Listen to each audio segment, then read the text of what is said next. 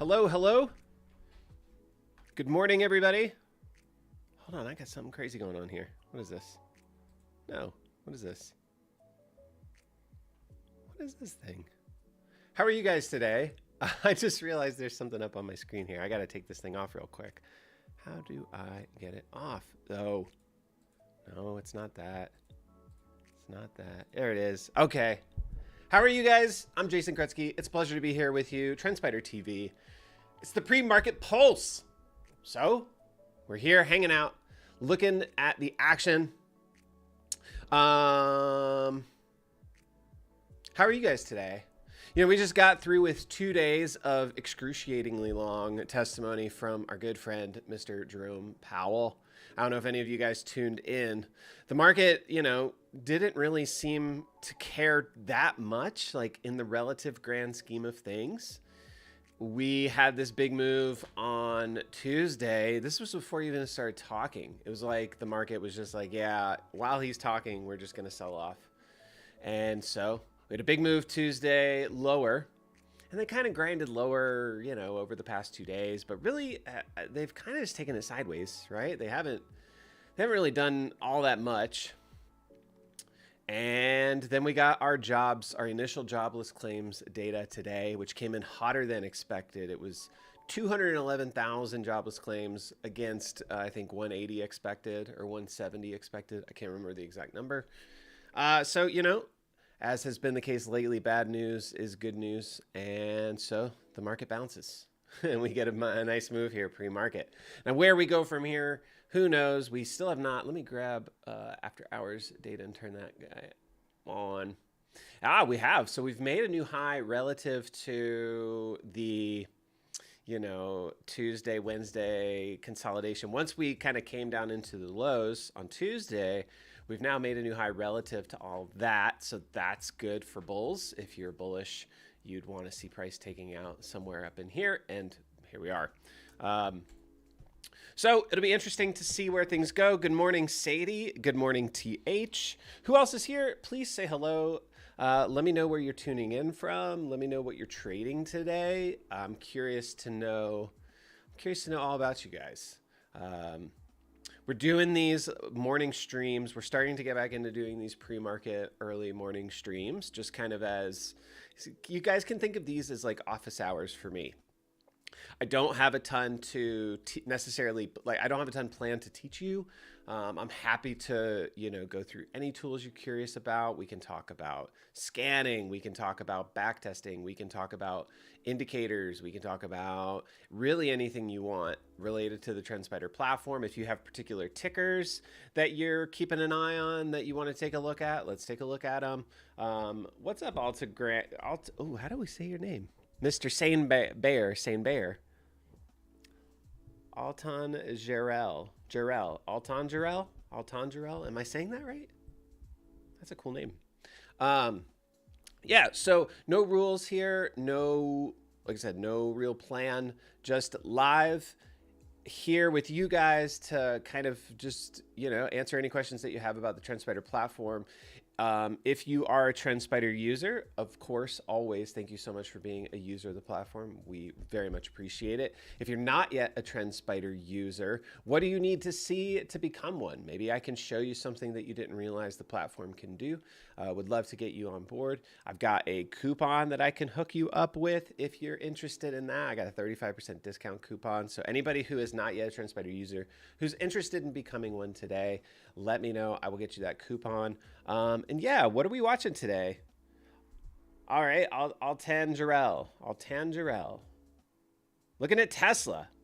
You're looking for a break below 180? Let's take a look at it.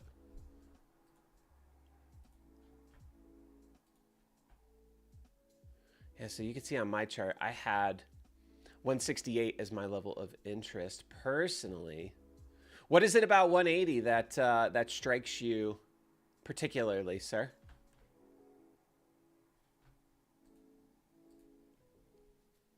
I'm going to remove this so we don't cloud anybody's judgment with mine.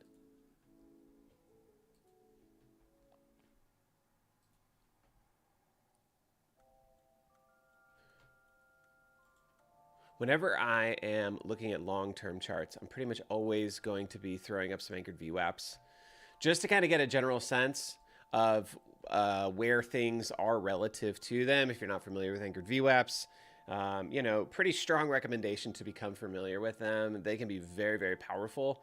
Of course, there's a lot of, you can put them anywhere, right? So there's a lot of question about where to put them. Generally speaking, I like to put them at the beginning of big trends or at the end of big trends, you know, so all-time highs or maybe, you know, swing lows that brought you up to all-time highs, kind of where the move starts. So that's why I put one here on March 16th, 2020 is the anchored VWAP from the COVID low. That's a very obvious place to anchor, you know, to let you know where your average buyer on Tesla is from that COVID low. And gosh darn it, if we aren't right here at 180. So maybe this is what you're watching, Alten Jarrell. Tested 183 times, working support. Yeah, so this is probably why that 180 level is so important. Or I would venture to guess this is probably why this has something to do with it. Your average buyer from the COVID low owns Tesla at 180. We could throw fibs up and see. I bet there's maybe a fib level there. Yeah, so there's a 0.618 fib level right there at 173. It's a little bit lower, but you know, depending on where you measure your fibs from, some folks measure from highs and lows, some folks measure from opens and closes, and I suppose if you measure from opens and closes, it's about the same, but something there. I bet there's maybe a moving average or two that are there. That's there too. It's probably just a big spot. Let me throw up some stuff. You've got a 20-week moving average that's, I don't know, what, 170, 173. Do we have any Bollies? You have a middle Bollinger Band on the weekly there. Yeah, so I'm totally with you on Alten Jarrell. Like, looks like that 180, 175 to 180 level is going to be pretty darn important for Tesla. It could take some time, though, you know, like you said, you saw it breaking below there. Or you said you saw it testing there 3 times. It could take, with these sorts of big levels where you have like really important indicators all lining up around the same spot, it can take time to play out. So I would say just be patient. Whatever your trade that you're considering there, just be patient with it. Give it the time that it needs to breathe. Let it prove itself to you. These sorts of ideas have a tendency to trick me, and so you know, maybe it tricks other people too. NVDA, folks been hiding out over in NVDA, huh? Interesting. I mean, it's just an absolute monster. A couple of things that folks have been calling to my attention.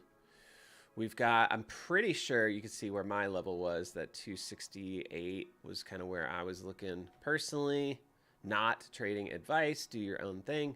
I want to say that there was divergence, RSI divergence. Yeah, so we've got quite a bit of RSI divergence here over the past, excuse me,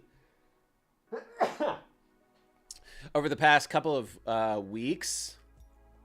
So that's something to keep an eye on. But if, you know, if you've got a bunch of big boys hiding out in this thing, they're going to sell it off when they're ready to sell it off.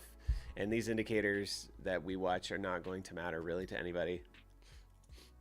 NVIDIA going nuts. Yeah, it's tough, man.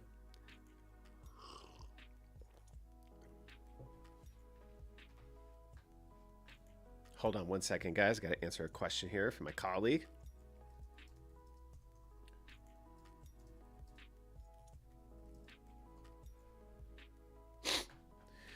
Yeah, so that's kind of where my head's at. For anybody who is relatively new here, I'm a price action trader. I kind of pay most attention to what's going on with price. So, okay, Sadie. Yeah, no, we're good. We're good. Yeah, so that's kind of where my head was at with this 268 level. Just a potential head and shoulders thing going on, waiting for that right shoulder to come in. But I would anticipate some sort of sell-off if we get up to this 268 level. And that's just simply because, for anybody who's not familiar with how these patterns kind of work or how I kind of look at them, you've got a shoulder, left shoulder, and then a head. And then we took out these lows right here. And we haven't come back to test. Generally, if you take out the low that brings you up to the high, you're going to come back and test the high that brought you down to the low. This is just like market structure, kind of market structure stuff. So this is what I'm watching for today. I'm watching, or not today necessarily, but over the next week, 2 weeks, 3 weeks, however long it takes. Greg, how are you doing this morning? Are you doing well? Let's check out AMD. Haven't looked at AMD in a minute. Always good to know where your anchored VWAP from the all-time high is. You know, this is something that everybody, I think, everybody who's familiar with anchored VWAPs probably all watching this. Looks like your RSI is holding above 50. You look like you're about to get a cross up here, MACD. So that's kind of interesting. I'd be curious to know. We can, excuse me, we could do a little back testing and see. Let's do that. I'm just going to very quickly test a MACD cross up here. So for anybody who hasn't used TrendSpider's strategy tester, if you have a strategy that uses indicators and you are not back testing that strategy to see how stock performs when those indicators do those things that you're watching for them to do, what are you waiting for? Truly, what are you waiting for? It's so easy to do. There's no coding involved. You just write it out how you think about it. So for something like this, if I'm just wanting to test a MACD cross, I mean, we haven't crossed up yet, you can see, but we look like we might. If we continue higher, we're going to. So we might want to know. We might want to start kind of preparing for that idea. So in order to script it, you click the add parameter here button and you select the condition option. You're gonna scroll down, select indicator. And then it's gonna just walk you through everything. So we're looking for the MACD crossing up on the signal, right? Since I have it up on my chart, it's gonna be in my initial list. If it wasn't on my chart, I could search for it and I would be able to utilize it. So I'm gonna grab MACD and I'm gonna choose the crossed up definer here and then indicator again, because what's it crossing up on? Well, it's crossing up on the signal line, which is also an indicator. Grab signal. So now we've got MACD crossing up on MACD signal. Super easy, right? We need to define our exit. We can define it a number of ways.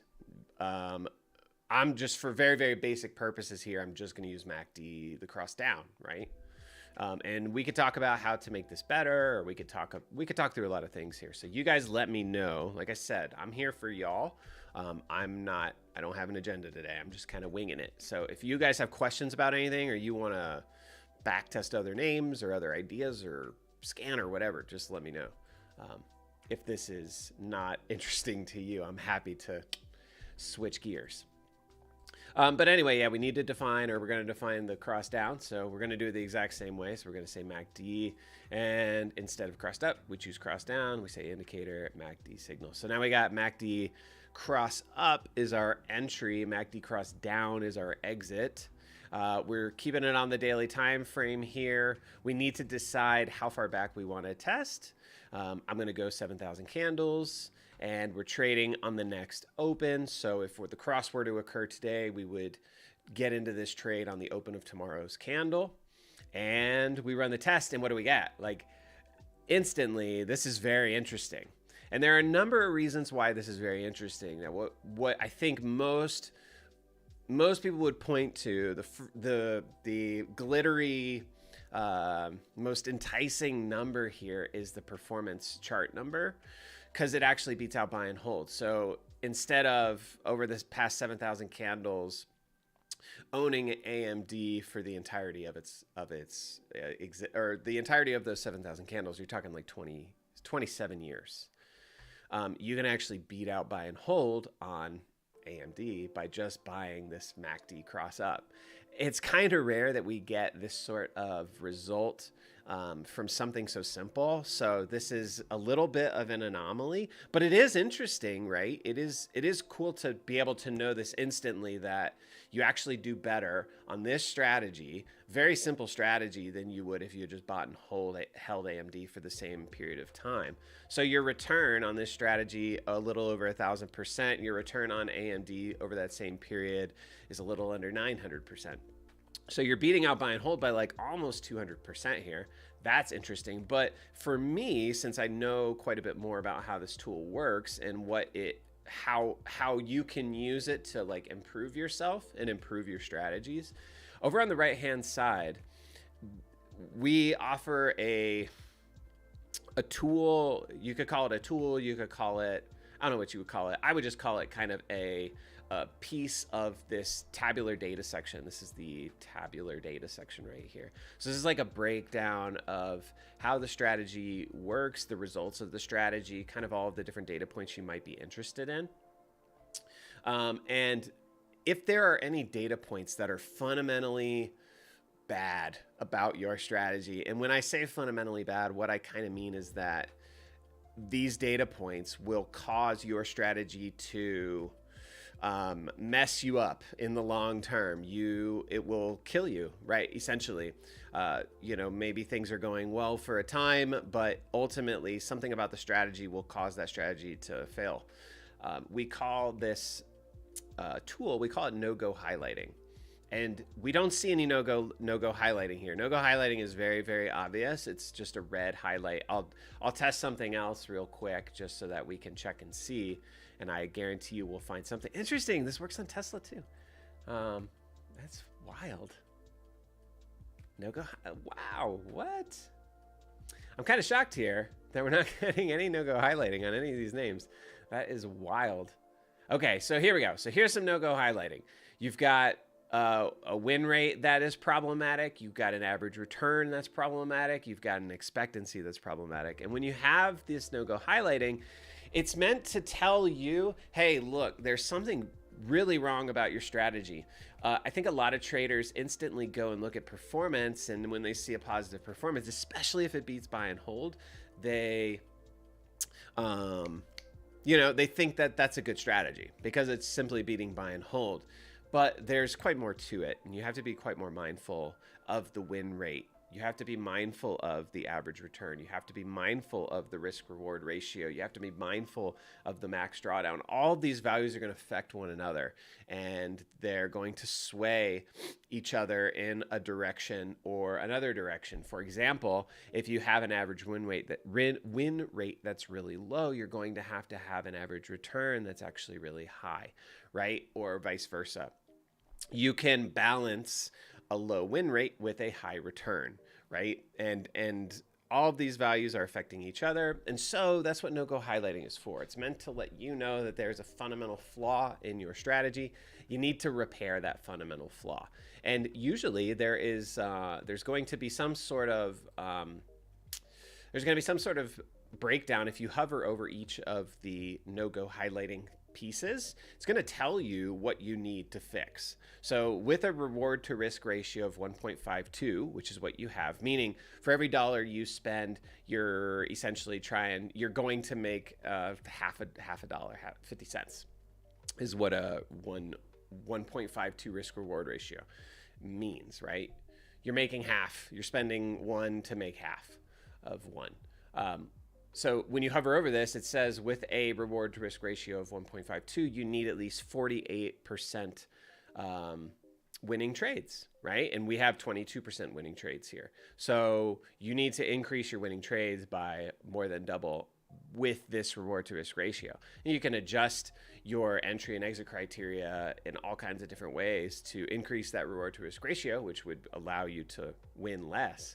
But you have to do it, right? Even if your performance was better than the strategy. And, you know, sometimes the performance is better than the strategy and you don't have any no-go highlighting, and sometimes you do. So it's something to be really, really mindful of whenever you're backtesting your strats. Be mindful of whether or not you have any no-go highlighting. So that's the big thing that I notice here, is that there is no-go highlighting, which means right off the bat, I know that this is a relatively safer strategy to be running over the long term. I have 268 positions. I don't have a very good win rate. 37% of the time I'm in a winning trade, but when I win, my average win is 17.9% versus my average loss of -7%. Which increases my reward to risk ratio, right? My reward to risk ratio is now 2.5 to 1. I bet $1, I make $2.50. So that's why these values work. That's why you can have this low win rate, 37% win rate. You don't have to win all the time in order to have a profitable strategy. You just have to have a strategy that's profitable enough each trade or on your winning trades to counter all of your losing trades, because you're going to have more losing trades 2/3 of the time here, right? Like you're doubling up your losing trades. So when you're strategy testing, the big things that you want to be mindful of, in my opinion anyway, the first thing you want to be mindful of is that no-go highlighting. If your strategy has no-go highlighting and it's coming up with a performance value that you feel like is good for you and you're comfortable with, and you know, you're excited about, then you're onto something. You've got yourself a pretty decent strategy. And then from there, you can do all kinds of cool things. You know, you can launch these things as bots. You can turn them into actual signals connected with our product Signal Stack. And you can connect your broker with Signal Stack, and you can just turn this essentially into an automated trader for you once you find something that you like, that you want to deploy. So super powerful functionality. Don't know if any of you guys are utilizing it. I'd be curious to know if you are. Has anybody started playing around with the trading bots in Signal Stack? Anybody here using it?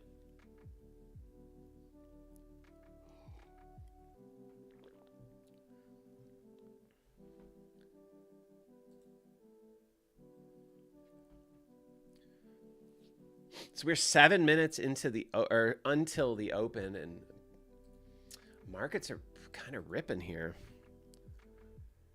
I'm gonna pop over to the Qs.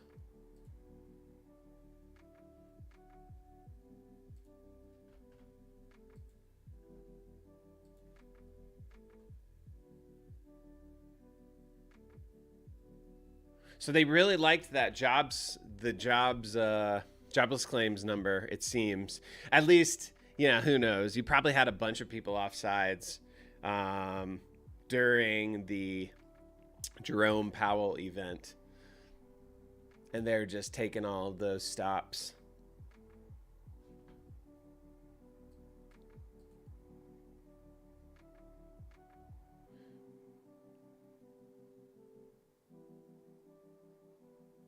Yeah, Greg, so that was a very basic tutorial. Like I said, we can go deeper on it if you want to. Also, let me share this with you, because this is kind of fun.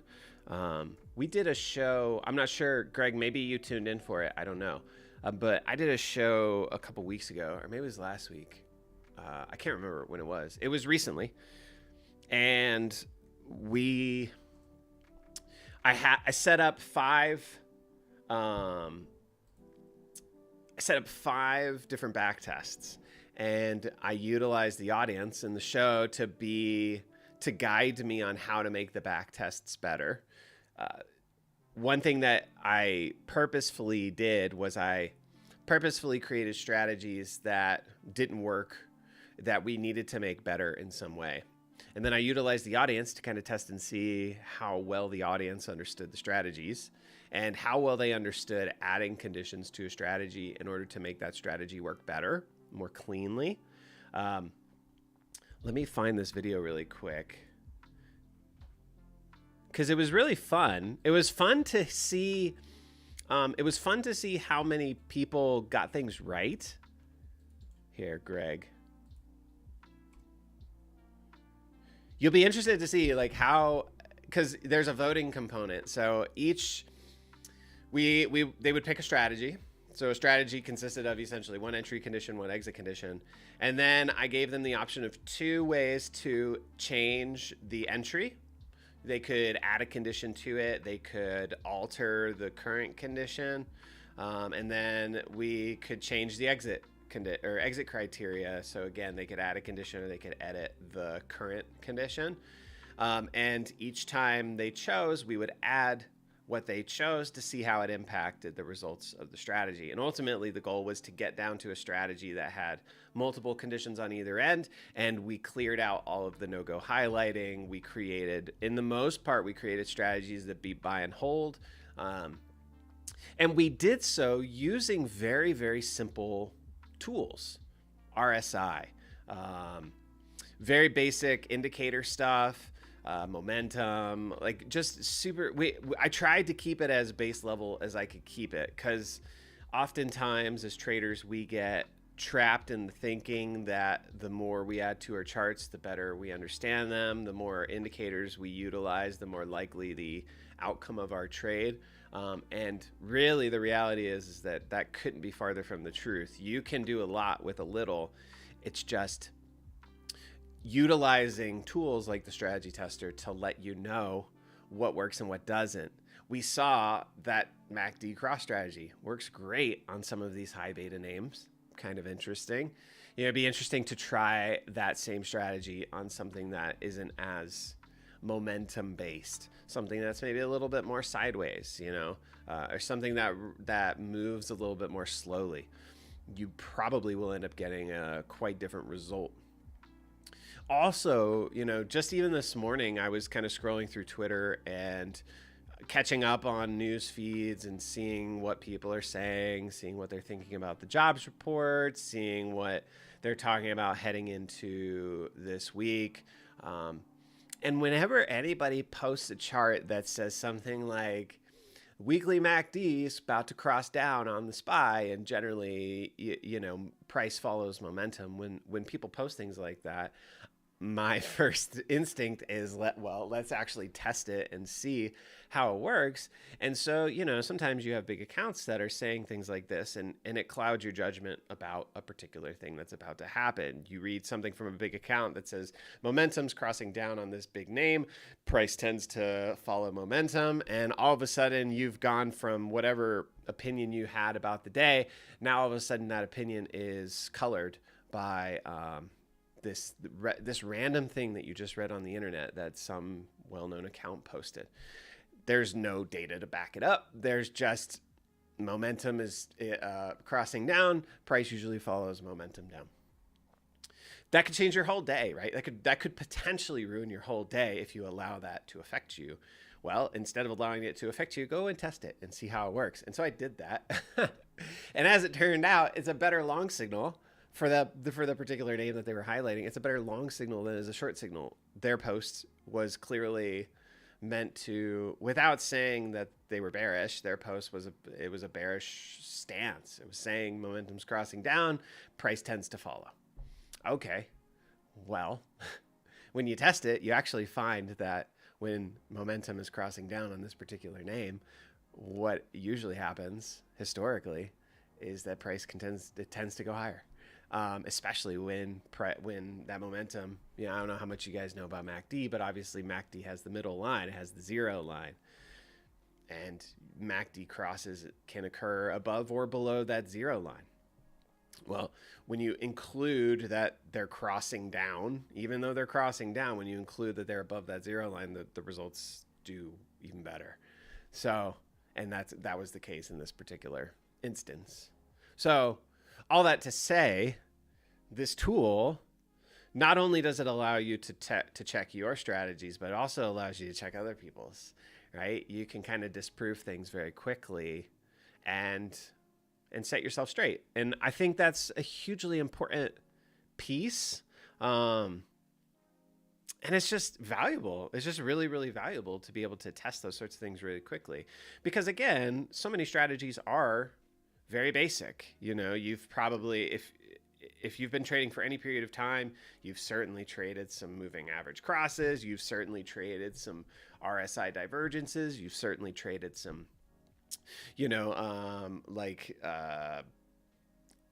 I don't know. You've certainly traded a lot of the basic things that people talk about. And all of that stuff, for the most part, can be back-tested, and can be back-tested very simply. And the video that I linked you to, I tried to utilize strategies that were kind of entry-level ideas that you'll see a lot of out there, whether it's on YouTube with, different trading styles, or it's people on Twitter talking about strategies. I really tried to focus on strategies that were common and that were easy to find. If you were just searching YouTube looking for trading strategies, It's the low hanging fruit, but it's kind of the stuff that especially as new traders, stuff that we're drawn to, and the stuff that we end up trying ultimately. And sometimes it works and sometimes it fails, but can very much help you. So, and another thing that we found, before I was kind of more this, before I was in this role, I was in a role here at TrendSpider where I was teaching people how to use the platform every day. So doing one-on-ones with customers and like fielding questions all day. And I know for a fact that the strategy tester is a bit, it's a little bit scary for people to use. It's not that it's a difficult tool to use. It's just that people are kind of intimidated by it. So I want to remove that intimidation as much as possible. I want people to feel comfortable using it, because the more comfortable you feel using it, the more likely you are obviously to use it, but also the more likely you are to play around and maybe discover things that you didn't realize worked, or you might discover some flaws in a trading system that you use. So yeah, that's kind of where my head's at on it. I know that was a really long-winded spiel, but I cannot recommend playing around with that tool. I cannot recommend it enough.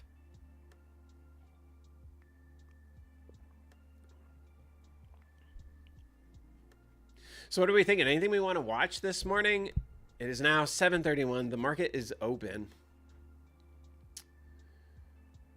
I mean, a heck of a move from that jobs report. Do you guys have any questions about anything? Qs are up a full % off of that move.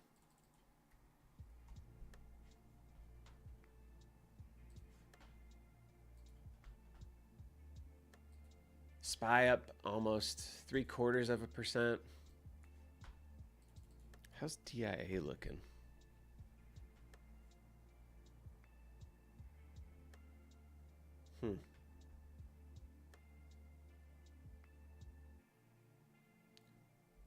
This thing is traded much more thinly.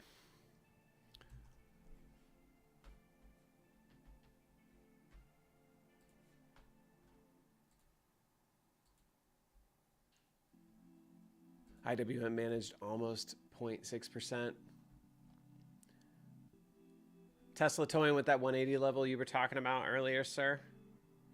David M. Need to set up my indicators. Talk to me about this. What do you mean?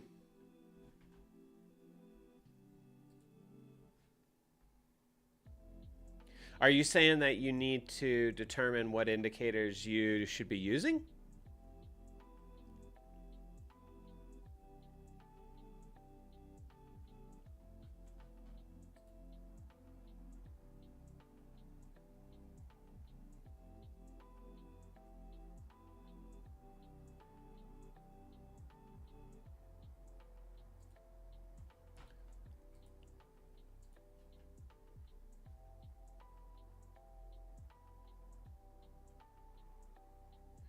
Gotcha. What are you using now?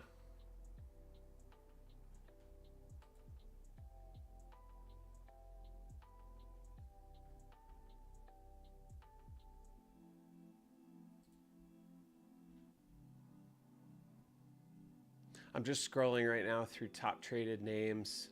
This top traded names yesterday. I don't know if you guys are familiar with this, but we have a bunch of dynamic watch lists that are pre-built in the platform. So top, if you type in top into your watch list search bar, you get a bunch of these moderated lists. So top mentioned over the past 14 days, past 30 days, past 7 days. Top mentioned yesterday, or actually, I guess this is today. Is today the March 9th? Yeah, today's March 9th.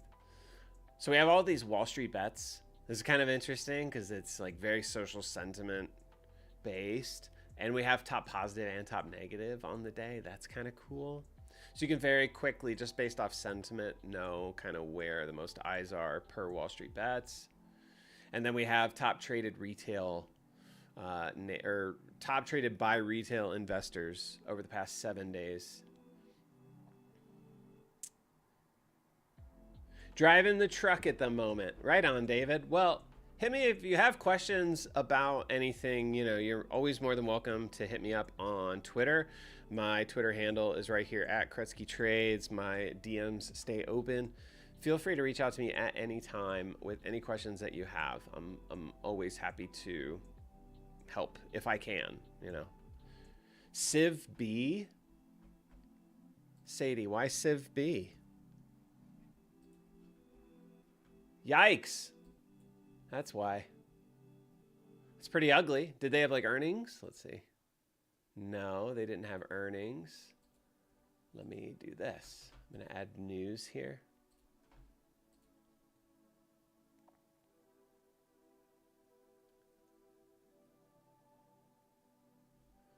Interesting. JP Morgan maintains overweight on SVB Financial Group. Lowers price target from 300 to 270, is trading 166. Wells Fargo maintains overweight.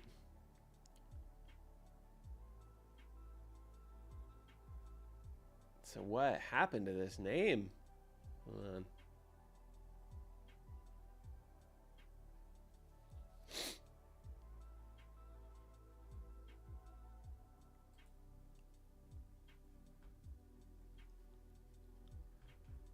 That's not what I want.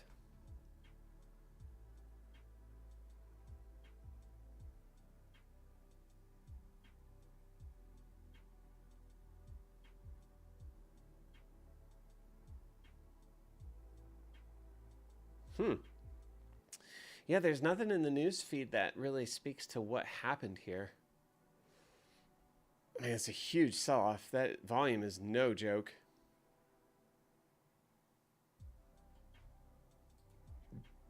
Excuse me.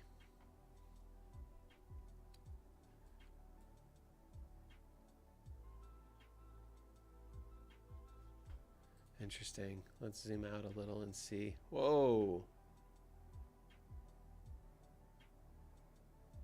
Holy guacamole. So let's just see where anchored VWAP is. Interesting. That 189 level, pretty darn important. And for them to lose it is not good. They announced a stock sale to balance lack of cash. Interesting. Not good. That's for sure. Tesla bounced off that 180 spot.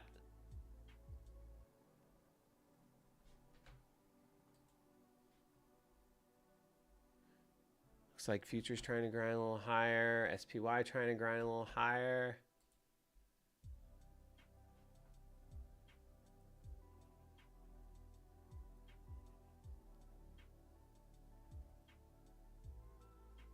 Oh, jobless claims were 195 estimated, not 170. I was wrong about that. Sorry, guys. So 211,000 was actual. So hotter than expected, to the tune of what, 16,000?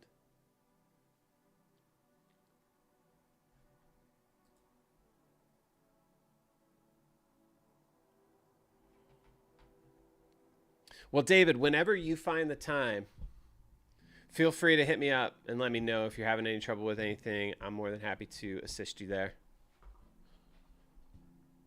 Also, down in the bottom right-hand corner of the platform where it says contact us, this is a direct feed into our employee or our customer chat room, rather. So we have live employees in there every single day, Monday through Sunday, answering questions. Happy to help you however they can. So if you have questions and I'm not around, you can always utilize the contact us button and reach out to the guys, and they can certainly help you. Tesla moving higher here, trying to take out the highs from the consolidation area over the past couple of days here. Lots of volume coming in too. I mean, that's like serious volume. Look at the volume relative to the past 2 days.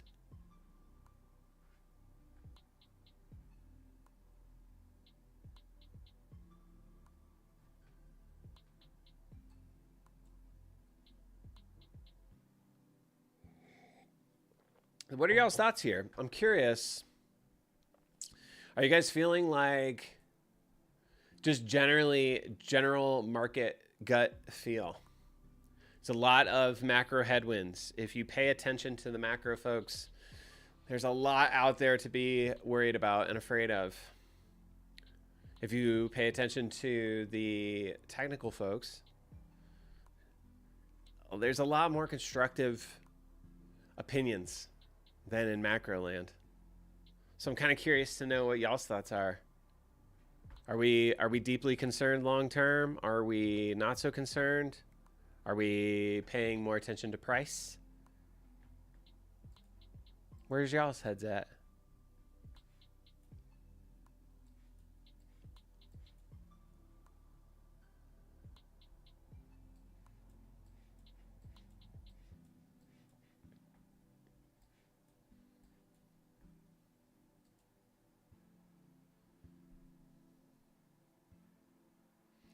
Pretty slow little day here at the live stream. No questions from anybody?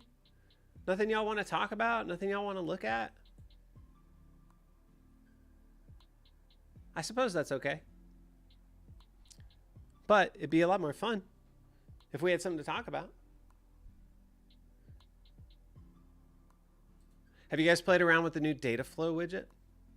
It's pretty sweet. The reason why this is cool is because previously, so a lot of this data, most of this data you've had access to for a long time. If you're a TrendSpider user, you've had access to this. However, it's all been in the sidebar. And so, for example, if you want to look at unusual options, you can look at unusual options for any name you want, but you're going to have to be on that name to see those unusual options. That's awesome, but it's limiting, right? So what that data flow tool opens up is the ability to watch everything that's coming through as it's coming through. So now you don't have to be on an individual name to see its unusual options. Now we have a list, a running list of all unusual options that come through as they come through. You can, of course, filter this in all kinds of different ways, by symbol, by expiry date, by days till expiry, strike, type, premium, size, open interest. You can define certain tags, so you can just see certain stock, like certain styles of options trades. Let's say you want to just see sweeps. You just want to see bullish sweeps. You just want to see bullish sweeps at the ask. You can define all of that stuff via the tags and just see those things, right? And you can see every name that's coming up with those particular things, with those particular tags or those or whatever. You can add all of the different widgets that we offer. You can add here on Dataflow. So insider trading, you can keep a real-time view of insiders coming into particular names. So as opposed to hunting for insiders on your, the actions of insiders on all of the names that you're watching, just have this up so that you know every day where the insiders are buying and selling. Obviously, things like this is interesting. SMMT, this insider bought 23 million shares. That's insane. 23 million shares at a $25 million valuation. This thing must be trading at like $1. Yep, it's trading at next to nothing. But it's interesting to see, and being able to find that spot that instantly is what's powerful here. Because otherwise, how would you have found it? This functionality is not, let me make sure about this before I say it. Yeah, so it's not available in the scanner, right? We can't scan for insider stuff. You could scan for news content. So you could say like insider buy in news content if you wanted to. An article with all the keywords, right? Insider buy. And you could scan this. But it might not yield exactly what you're looking for. Ultimately, the data flow is going to just be a much more it's just a very, very simple way of doing it. So if you're looking for big insider buys or sells, BX, you have a 10% owner, sold 11, almost 12 million shares. Oops.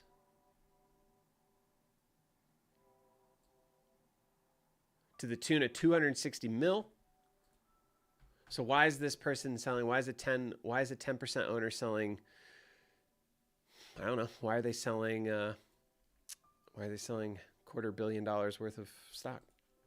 We don't really know, but if that at least guides you to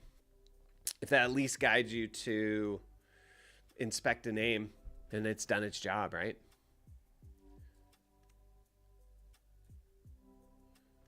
Top 3 must-have indicators. Dang, man, that's tough. VWAP. It depends on what your trading time frame is. What you said you're driving a truck right now. So, if you're driving a truck right now, you're not hopefully you're not day trading. Right? Are you driving a truck all the time? Or are you just headed from point A to point B? If you're watching a YouTube live stream and driving a truck, I have to assume that maybe you're driving a truck often. Is that the case? I don't like to make assumptions about people, but I'm kind of spitballing here. But yeah, to me, VWAP is, you can't, for the most part, it's hard to live without VWAP. You can go with a standard daily VWAP, just something that's attached to, just your standard VWAP, basic indicator that everybody knows. You could utilize anchored VWAPs. Anchored VWAPs are obviously slightly different because they don't re-anchor. They could. A VWAP is essentially an anchored VWAP that re-anchors every day, right? It just anchors to the start of each day. So depending on how you want to utilize VWAP, you could anchor it to the start of the week. You could anchor it to the start of the quarter, the start of the month, the start of the year. You could anchor it to a relative high, a relative low per the time frame that you're trading. There's a lot of different ways that you can go about it. But VWAP, knowing where your volume weighted average price is always going to be helpful. You always want to know where's price relative to it. How far above it is it? How far below it is it trading right at it? Always knowing where that stuff is helpful. So I would say VWAP in its many forms. RSI is a good one because RSI is good for hunting divergences. If you're ever wondering if a move is legitimate,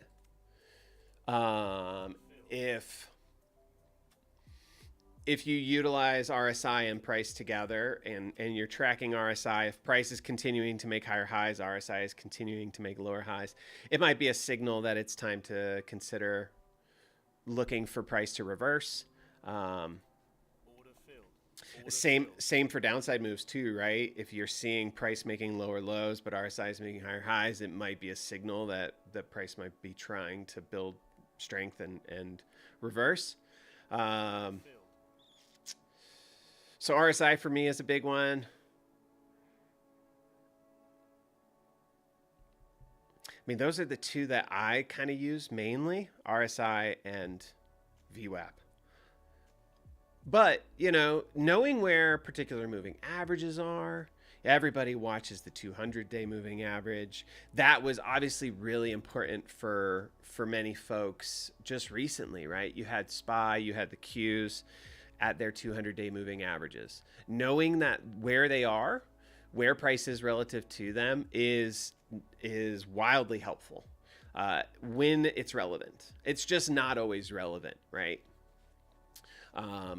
So when it comes to any alternative indicator usage, I think it just comes down to doing a little bit of work and back testing those things. If you're interested in taking long positions, maybe you want to see where price is relative to an important, maybe longer term moving average. When you're back testing a long position, include a condition that defines price as either above or below maybe the 200-day. If price is above the 200-day, you would be more willing, or you're only taking long positions if price is above X moving average or whatever. I mean, there are no real rules when it comes to the indicators that you use. They can all work sometimes. I think it's just a matter of testing and seeing which ones actually do and which ones actually don't. I think that's what's key. At least that's what's key for me. Awesome, Greg, man. Pleasure. Thanks for being here. Good to chat with you. Holler at me if you need anything.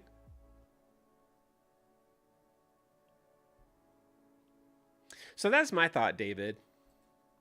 I think the key is back testing. Back testing and knowing your time frames, you know, knowing how long you want to be in a trade for. Are you day trading? Are you swing trading? Are you going to, if you're swing trading, are you going to be in the trade for a week? Are you going to be in the trade for a month? Are you going to be in the trade for 5 days? You know, kind of like, where's your head at on that?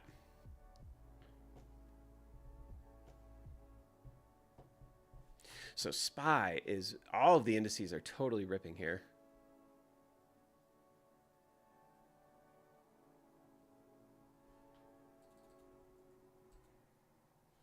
ES futures just pushed through a level that I was watching. So clearly that level doesn't matter.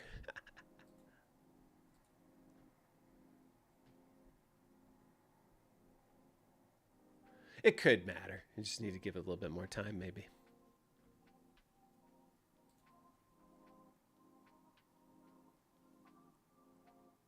Well, there's only a few of you guys here, so I don't want to waste anybody else's time. If anybody has any last minute questions for me, please let me know. If you don't have any last minute questions for me, then we might just call this thing a little bit early and jump out of here. Get working on the rest of our days.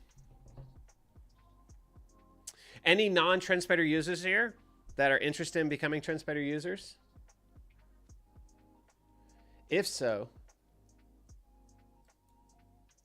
let me hook you guys up.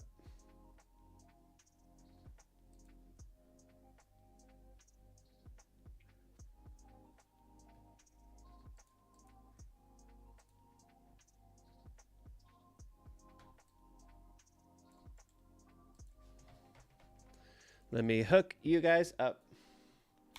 Here you go. That's a 35% discount. Please help yourself to it if you are not yet a TrendSpider user. If you are a TrendSpider user, again, thank you so much for being a TrendSpider user.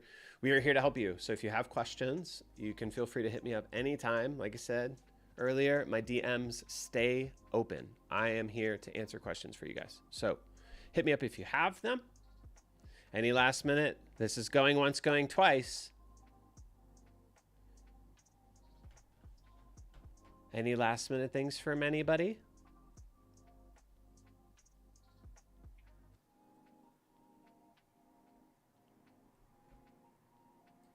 Going once, going twice. One, you have to, yeah, no caps. Nightbot will slap you down with the all caps. So what was that question? Macro data, something about macro data.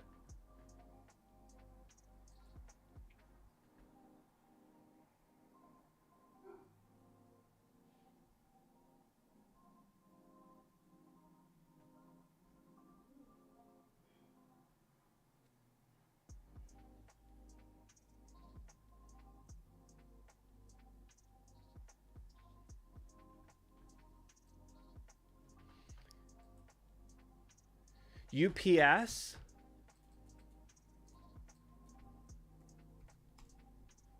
Whoa, what a move. All right, what did we see here? You're above the 200 on the daily.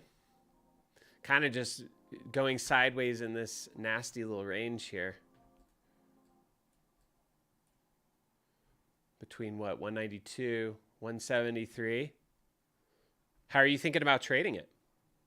What's your plan here?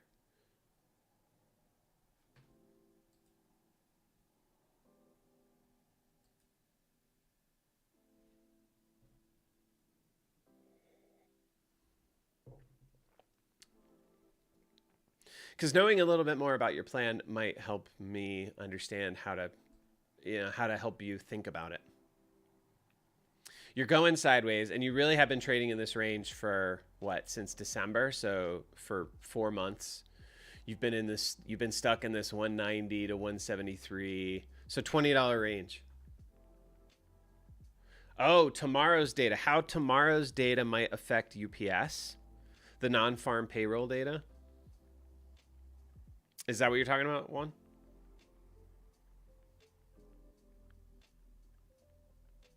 So you're not talking about UPS, the ticker? What is UPS if it's not the ticker? Pardon my ignorance here.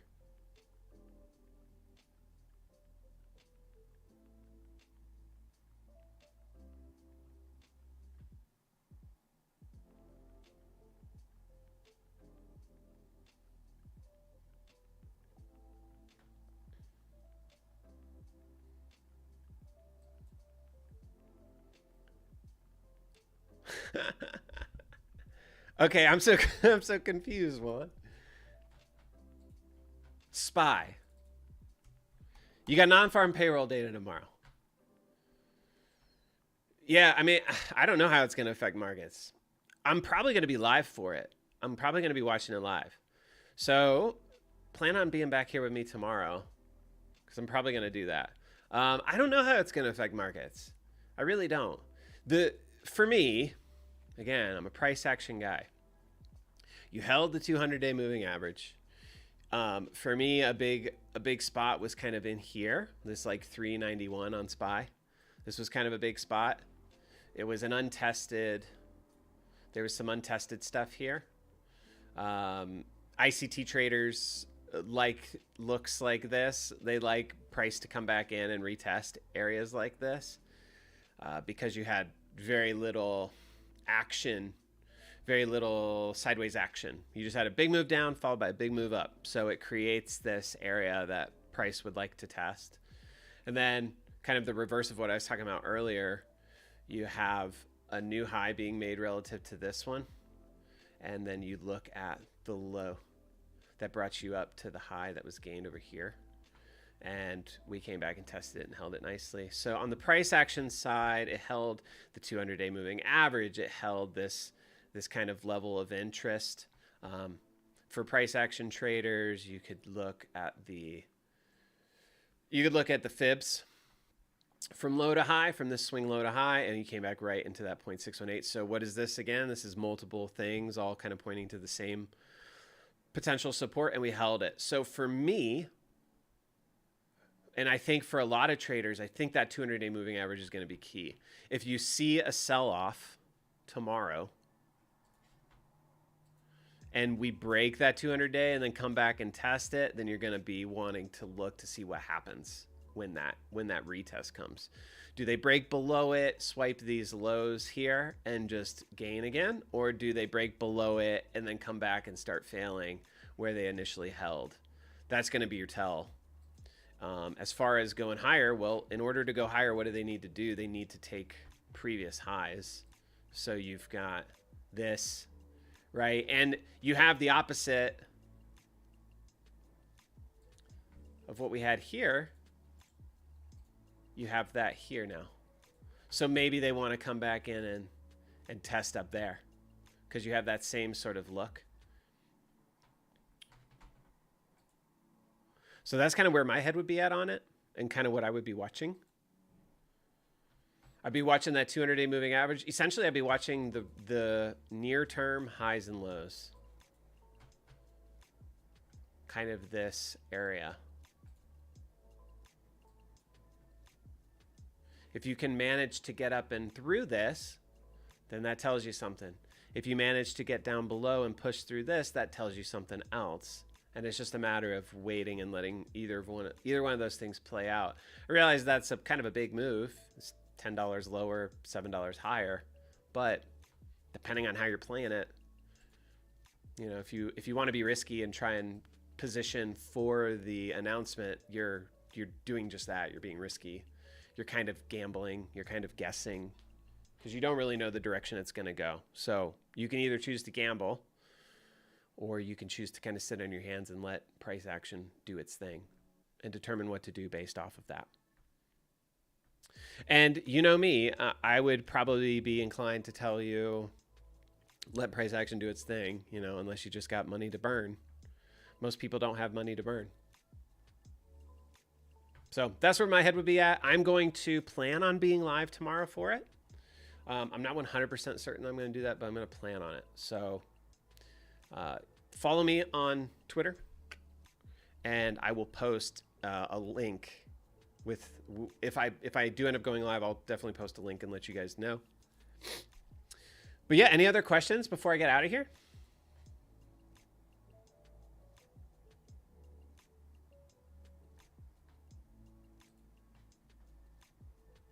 I hope that was helpful, Juan. It's probably not exactly what you wanted. You might have wanted like a more direct answer, but I can't really give a direct answer on a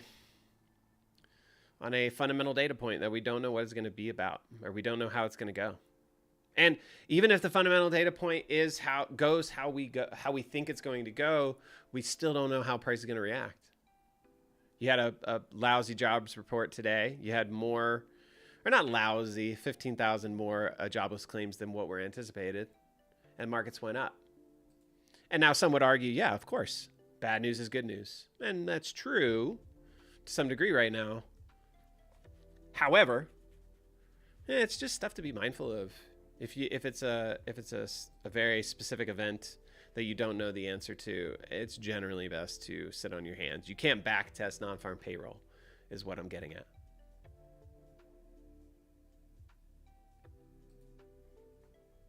So I hope that's helpful for you, Juan.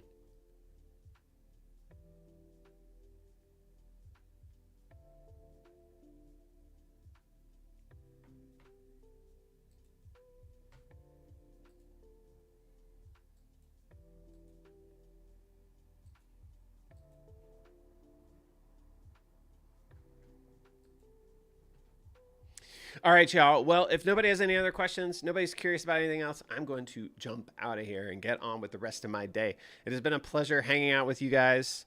Thank you for being here. I do appreciate it. And again, like I said, we are going to start making these a more regular thing, at least maybe once or twice a week. I'm going to be on Premarket, just kind of hanging out, talking shop, answering any TrendSpider related questions that you have. As always, you are welcome to reach out to me via Twitter if you have any questions. Reach out to the team via that contact us button in the bottom right hand corner. If you're not a TrendSpider user, again, there's that 35% discount right here. If you scroll up, I will just link it to you again. Take advantage of that if you're interested. And best of luck trading out there. I hope that you guys trade them well. Be safe. We got non-farm payrolls, like we were just talking about. Non-farm payrolls tomorrow could have some effect on the markets, so we want to be mindful of it. Have a great rest of your day. Holler if you need me, and I will see you guys soon. Bye-bye.